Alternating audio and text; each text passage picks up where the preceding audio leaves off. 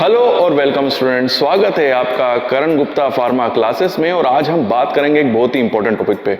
जैसे कि आपने थंबनेल में देख ही लिया होगा कि आज मैं आपको ये बताऊंगा कि अगर आप फार्मा इंडस्ट्री के रिसर्च एंड डेवलपमेंट डिपार्टमेंट में काम करना चाहते हैं तो वहां पर आपको किस किस टाइप की जॉब रिस्पॉन्सिबिलिटी मिल सकती है। मतलब बेसिकली फार्मा इंडस्ट्री के अंदर जो रिसर्च एंड डेवलपमेंट डिपार्टमेंट होता है वहां पर किस किस टाइप की रिसर्च होती है उसके ऊपर हम डिस्कशन करेंगे, क्योंकि ज़्यादातर बच्चों को इसके बारे में ज़्यादा कुछ क्लियर नहीं होता है। उनको केवल इतना पता होता है कि वहां पर बस रिसर्च होती है, बट किस टाइप की रिसर्च होती है, वहां पर क्या क्या वर्किंग होती है और कौन कौन से डिपार्टमेंट्स होते हैं, इसके बारे में ज़्यादा नॉलेज नहीं होता है। तो आज हम फार्मास्यूटिकल इंडस्ट्री के R&D डिपार्टमेंट की जॉब रिस्पॉन्सिबिलिटी के ऊपर बात करेंगे। तो ज़्यादा समय नहीं गवाते और वीडियो स्टार्ट करते हैं। तो इस वीडियो के माध्यम से मैं आपको टोटल ऐसे 11 अलग अलग R&D के डिपार्टमेंट के बारे में बताऊंगा, या जॉब रिस्पॉन्सिबिलिटी के बारे में बताऊंगा जो R&D के अंदर वर्क किए जाते हैं, और इनमें से किसी भी डिपार्टमेंट के अंदर आपको वर्क मिल सकता है। साथ ही साथ मैं आपको यह भी बताऊंगा कि इस पर्टिकुलर डिपार्टमेंट या पर्टिकुलर फील्ड में अगर आपको काम करना है तो आपका किसमें आपका मास्टरी होनी चाहिए, मतलब आपका एमफार्म किस सब्जेक्ट के अंदर होना चाहिए। तो पहला जो डिपार्टमेंट होता है, मतलब या पहली जो जॉब रिस्पॉन्सिबिलिटी होती है वो होती है न्यू ड्रग डिस्कवरी। जी हाँ, जितनी भी फार्मा इंडस्ट्रीज होती हैं उनकी जो R&D लेबोरेटरी होती है उनका बेसिक काम, जो सबसे इंपॉर्टेंट काम होता है वो नई न्यू ड्रग डिस्कवरी के ऊपर होता है। मतलब उनका रिसर्च वर्क जो होता है सबसे ज़्यादा वो न्यू ड्रग डिस्कवरी के ऊपर होता है। नए नए ड्रग के कॉन्स्टिट्यूएंट को डेवलप करने के ऊपर वो सबसे ज़्यादा वर्क करते हैं। तो उनकी पूरी एक टीम जो होती है वो न्यू ड्रग डिस्कवरी के ऊपर काम करती है। उसके बाद जो दूसरा रिसर्च एंड डेवलपमेंट का काम होता है उसे वो होता है NDDS, मतलब नोवल ड्रग डिलीवरी सिस्टम। ये भी एक पर्टिकुलर वर्क होता है जो कि R&D कंटिन्यूस करती है। इसमें कोई भी नया जो भी उन्होंने नई ड्रग डेवलप करी है या नया ड्रग कॉन्स्टिट्यूएंट उन्होंने जो भी डेवलप किया है उसको उनको किस ड्रग डिलीवरी सिस्टम पे डेवलप करना है जिसमें ड्रग जो होगी बहुत ज़्यादा इफेक्टिव होगी और जल्द से जल्द असर देगी, उस ड्रग डिलीवरी सिस्टम के ऊपर वो कंटिन्यूसली वर्क करते हैं।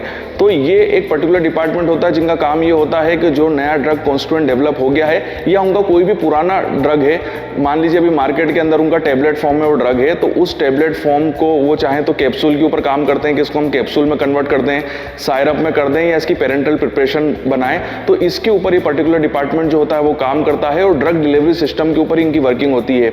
यहाँ पर मैं बता दूं कि ड्रग डिलीवरी सिस्टम हम सबसे ज़्यादा फार्मास्यूटिक्स के अंदर पढ़ते हैं। तो अगर आपको NDDS के अंदर वर्क करना है तो आपका जो एम फार्मा होगा वो फार्मास्यूटिक्स में होना चाहिए। जो थर्ड डिपार्टमेंट है, जो हमारा तीसरा डिपार्टमेंट है, वो है फॉर्मुलेशन डेवलपमेंट। देखिए, फॉर्मुलेशन डेवलपमेंट अपने आप में एक बहुत बड़ा डिपार्टमेंट होता है जिसे हम F&D डिपार्टमेंट कहते हैं।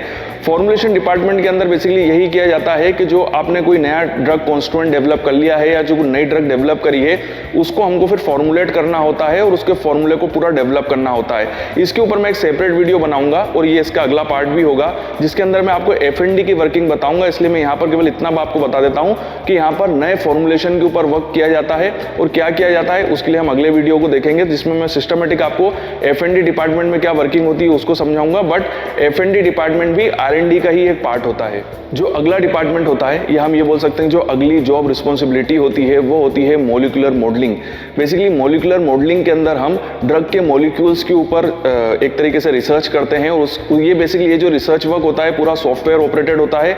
यहाँ पर हम सॉफ्टवेयर के माध्यम से हम ड्रग के मॉलिक्यूल्स पे डिफरेंट फंक्शनल ग्रुप को ऐड करते हैं, हटाते हैं और जोड़ते हैं, और अब ये चेक करते हैं कि जब डिफरेंट फंक्शनल ग्रुप उसमें से जुड़ेंगे या हटेंगे तो उसकी एक्टिविटी पे क्या इफेक्ट आएगा। बेसिकली जो सॉफ्टवेयर होता है वो क्वांटम इक्वेशन और क्लासिकल फिजिक्स पे डिपेंड करता है। तो ये इन्हीं चीज़ों से मिलके बना हुआ होता है। और बेसिकली अगर आपको मॉलिक्यूलर मॉडलिंग डिपार्टमेंट में काम करना है तो आपका जो एम फार्मा होना चाहिए वो मेडिसिनल केमिस्ट्री के अंदर होना चाहिए, क्योंकि ज़्यादातर जो मेडिसिनल केमिस्ट्री के स्टूडेंट होते हैं जो भी मेडिसिनल केमिस्ट्री के अंदर एम फार्मा करते हैं उनको इस पर्टिकुलर वर्किंग में महारत हासिल होती है और इनके सिलेबस का बहुत ही इंपॉर्टेंट पार्ट होता है जिसमें इनको मॉलिक्यूलर मॉडलिंग सिखाई जाती है और उस सॉफ्टवेयर को कैसे ऑपरेट करना है और उसके जो भी ग्राफ बनते हैं या जो भी उसके स्ट्रक्चर बनते हैं वो इनको बहुत सिस्टमेटिक वे में आते हैं।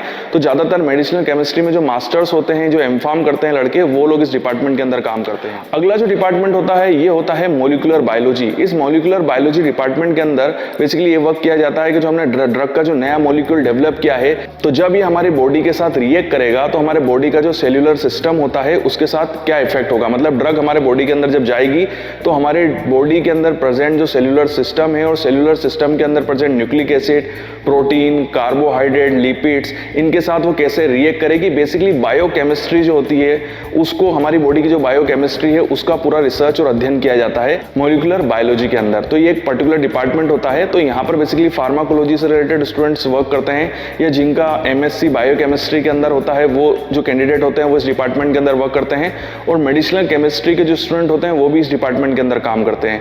तो आप समझ गए होंगे कि मॉलिक्यूलर बायोलॉजी भी अपने आप में एक बहुत बड़ी फील्ड है, और ये R&D का एक बहुत ही इंपॉर्टेंट पार्ट होता है। नेक्स्ट डिपार्टमेंट होता है वो होता है bio informatics. Basically bio informatics department भी R&D का एक बहुत ही इंपॉर्टेंट पार्ट है, और इस डिपार्टमेंट के अंदर सॉफ्टवेयर के माध्यम से हम ड्रग के डिफरेंट बायोलॉजिकल डाटास को कलेक्ट करते हैं, और सॉफ्टवेयर के अंदर ये पूरी रिसर्च होती है, और सॉफ्टवेयर के अंदर हम यही चेक करते हैं कि जब ड्रग है वो हमारी बॉडी के साथ रिएक्ट करेगी तो वो किस टाइप से रिएक्ट करेगी, किस टाइप से उसका असर होगा, और उस तरीके से हम डिफरेंट डाटास को जनरेट करते हैं, और इस सॉफ्टवेयर की हेल्प से हम इनका कंपैरिजन भी करते हैं। तो क्योंकि डाटा बहुत ज़्यादा जनरेट होता है, मतलब बहुत ज़्यादा, मतलब हम उसको हम प्रैक्टिकली परफॉर्म नहीं कर सकते हैं। अगर हम प्रैक्टिकल परफॉर्म करने जाएंगे तो काफ़ी ज़्यादा समय लग जाएगा। इसीलिए हम बायो इन्फॉर्मेटिक्स के लिए हम सॉफ्टवेयर का यूज़ करते हैं, और ड्रग से जुड़ी हुई सारी बायोलॉजिकल इन्फॉर्मेशन को कलेक्ट करते हैं, और ये सारी इन्फॉर्मेशन जो होती है हमको क्लिनिकल ट्रायल्स में काफ़ी ज़्यादा हेल्प करती है, और उसी की बेसिस पे फिर हम ड्रग के फॉर्मुलेशन को एडजस्ट करते हैं। जो नेक्स्ट डिपार्टमेंट होता है जो कि R&D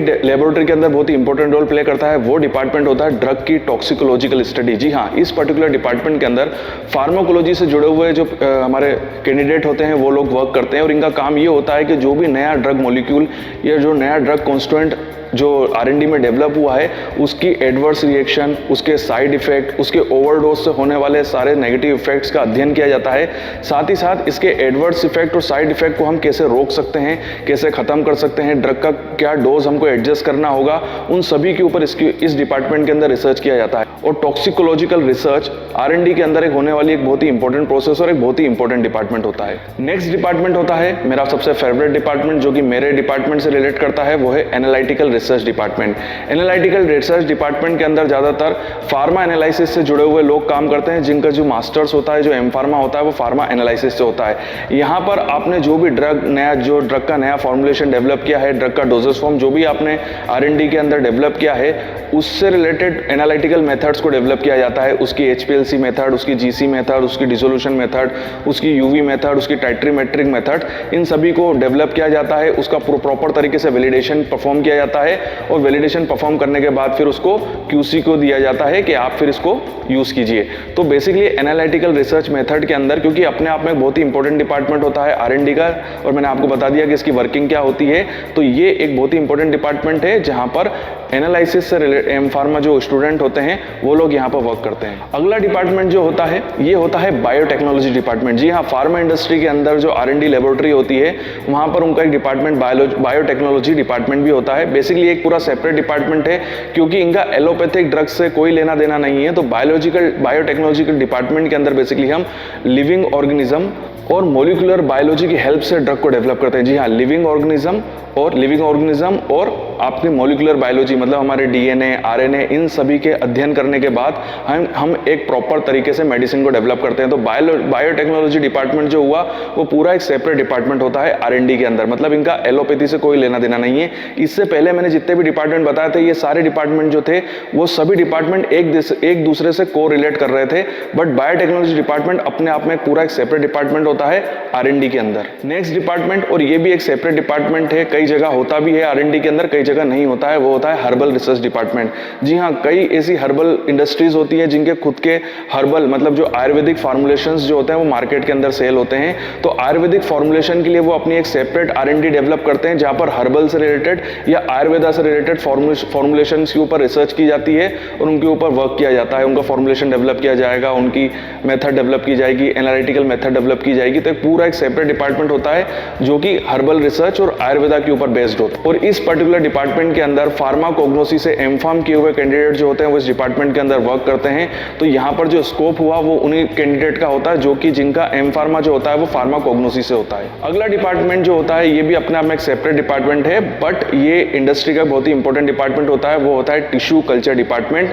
यहाँ पर माइक्रोबायोलॉजी से MSc किए हुए कैंडिडेट जो होते हैं वो वर्क करते हैं और इस डिपार्टमेंट के अंदर बेसिकली कल्चर मीडिया की हेल्प से हम सेल्स को डेवलप करते हैं और उन सेल्स के ऊपर हम अपनी जो ड्रग है, जो भी हमने नई एंटीबायोटिक ड्रग या एंटीबैक्टीरियल ड्रग को डेवलप किया है R&D के अंदर, उनकी एक्टिविटी हम इन सेल कल्चर्स के थ्रू चेक करते हैं। तो बेसिकली यहाँ पर ड्रग की एक्टिविटी को चेक किया जाता है, किसके ऊपर चेक किया जाता है, आर्टिफिशियल सेल्स के ऊपर, जो कि कल्चर मीडिया के अंदर डेवलप की जाती है। और यहाँ पर ये भी एक R&D का बहुत ही इंपॉर्टेंट पार्ट होता है। साथ ही साथ ये डिपार्टमेंट जो होता है वो क्वालिटी कंट्रोल के अंदर भी होता है, जहाँ पर ड्रग की टेस्टिंग की जाती है। तो और यहाँ पर माइक्रोबायोलॉजिकल मेथड्स को भी डेवलप किया जाता है। तो बेसिकली जो एनालिटिकल मेथड्स थी वो एनालिटिकल डिपार्टमेंट के अंदर डेवलप हुई हैं, बट जो माइक्रोबायोलॉजिकल मेथड है जो कि QC के माइक्रोबायोलॉजी डिपार्टमेंट के अंदर यूज किया जाता है, वो यहाँ पर सेल कल्चर डिपार्टमेंट के अंदर डेवलप की जाती है, सॉरी टिश्यू कल्चर डिपार्टमेंट जिसको कहते हैं। तो ये वो सारे वो डिपार्टमेंट थे जो कि फार्मास्यूटिकल इंडस्ट्री के R&D डिपार्टमेंट के अंदर वर्क करते हैं, और इन सभी डिपार्टमेंट्स में आपको जॉब करने का मौका मिल सकता है।